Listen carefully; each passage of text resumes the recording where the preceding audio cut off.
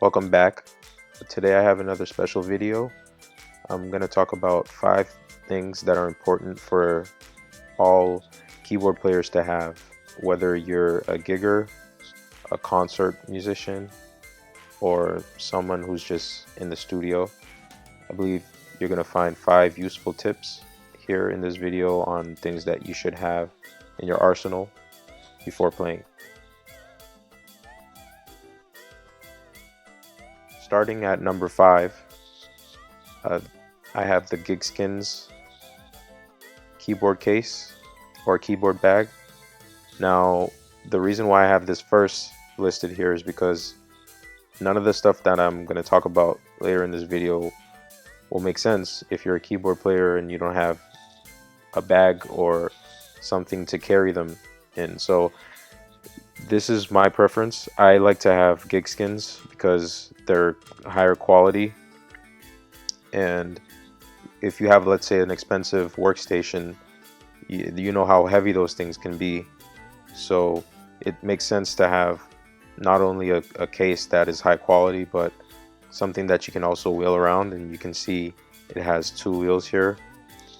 You can also carry it on your back, but I wouldn't recommend that, especially if you have a heavy keyboard. But this right here, it has 3 pouches, and I've had this for over 8 years and I haven't had any issues with it. I would just say just be careful with the handles, because if you try to carry them here and there, they might get damaged. But all in all, it should keep your keyboard safe, dust free, and these pouches here are pretty large, so you can fit a decent amount of stuff in there. Number 4 on the list is a surge protector. Now, the reason why I have the surge protector here is because you'd be surprised. There are certain situations where you might be playing, let's say, in a concert or on stage at a church or what have you, and something unexpected could happen and a light can just go out. And if, let's say, your keyboard was plugged into a wall, that could literally blow out your keyboard chip. So you want to make sure that you have at least a surge protector, so if the breaker goes off, all you have to do is just flip the switch on your surge protector, and that'll save you a lot of heartache. And there are a lot of musicians who have issues from time to time when that happens, and you could potentially not even have a keyboard to play with anymore. Or if, let's say, you have a warranty, you might have to call the company and get it manufacturally restored. So in my opinion, it's a cheap and affordable way to save you a lot of heartache. And I prefer this model here, the SUPERDANNY, because not only you can protect your keyboard and other instruments, but you can also plug in your phone here with using the USB, and you can charge it during a gig or something else. So it doesn't hurt to have it, and the length is pretty long. I'm not sure how long this one is exactly, but you shouldn't have any issues with finding a way to plug in your keyboard within your area. Number 3 on the list, I have here the Monster 1/4-inch jack. Now this is 21 feet long, and the purpose of this is, well, most jacks can do the job, but this one is very high quality. Some jacks, if you're in music for a long time, you'll probably know that a lot of jacks have buzzing sounds. Now with Monster cables, I rarely have any issues with that. These are very higher end 1/4-inch cables, and you can plug them into any mixer or speaker that you want.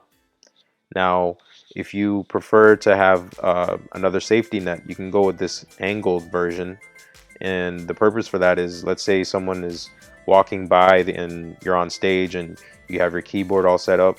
Sometimes if it's straight like this, plugged into your keyboard, someone might swipe it, and that could damage your input. But with this one, because of the angle, if someone walks by, you won't have to worry about having any damage or anything to worry about later, because This is a flat end as opposed to this one, which would stick out of your keyboard. So that's just something to think about. Now, I do have an affiliate link posted for both this and the other items that I have listed in this list. And previously I talked about the SUPERDANNY. I also have an affiliate link for that as well. So keep an eye out.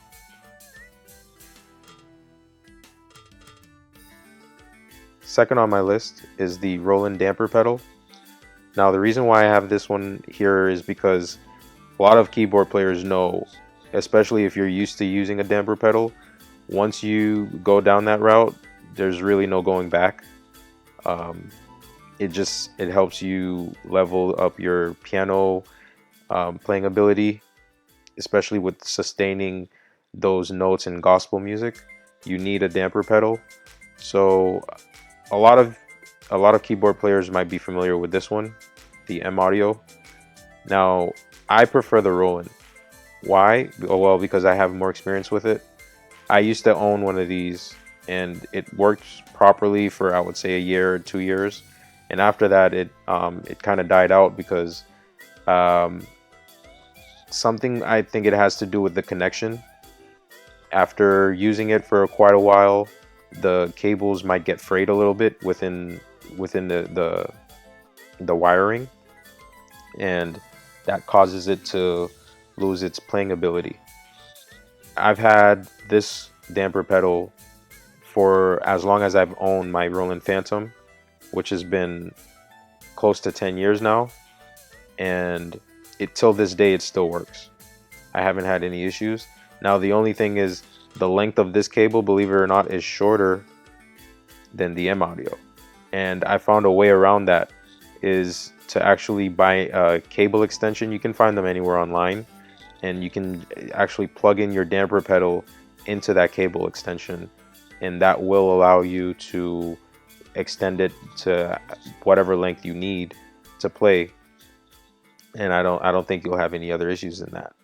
And then of course it has the switches where you can do the reverse damper. It's all really up to you. However, like I said, just keep in mind, definitely go for the quality over the price here, because I think you won't be disappointed with this one. And if you have any questions about how to get the extension cable, feel free to let me know. I can either write in the comments, or I can message you where you can find a good extension cable for that, but it should be pretty easy.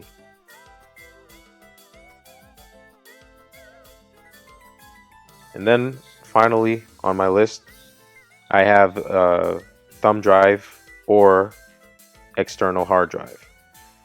Now, it's important to have one of these in your keyboard bag because a lot of you might be into sampling sounds, and you might have other things, arrangements that you put on your storage that you'll need to carry around, and it helps to have enough storage as well. So this thumb drive here has 128 gigabytes, and it's 2.0 flash, so it should be able to load everything properly. You shouldn't have any stuttering or anything like that while playing, especially if your keyboard itself has its own memory, its own RAM, I should say. So you can't go wrong with this one, but if you really need extra space, you really need to go with a external hard drive. Now this is mostly for people who use DAWs for sounds, and you might want to just have your sound separated from your laptop, because you might have other programs and things downloaded that would take up space, and those of you who know, samples really do take a lot of space. So this one is 2 terabytes, and you can get a good deal. Western Digital is high quality. You won't have any issues, and this one goes for $60 on Amazon. I'll have affiliate links posted for both of these as well.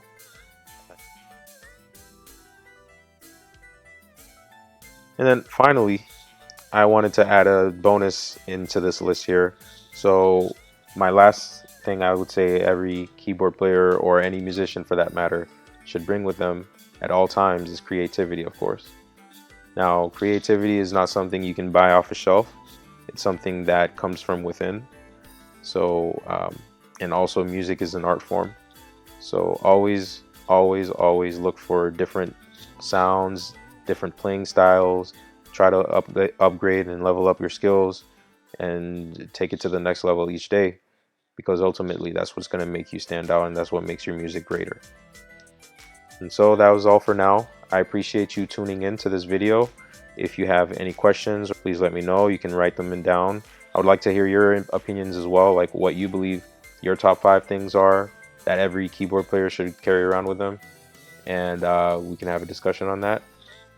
Feel free to let me know as well if you have any other video suggestions that you would like my opinion on.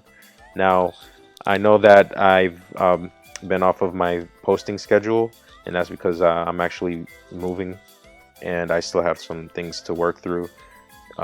So that's why I haven't been able to, but rest assured, I am still here. I will be posting from time to time. So yeah, keep an eye out. Follow me on Instagram and Twitter at pititgou. Thank you. Keep it locked. Hi, thank you for watching. If you liked the video, please subscribe and share with your friends. Also like the video. If you want to follow me, you can check me out on Instagram and Twitter at pititgou. Thank you. Keep it locked.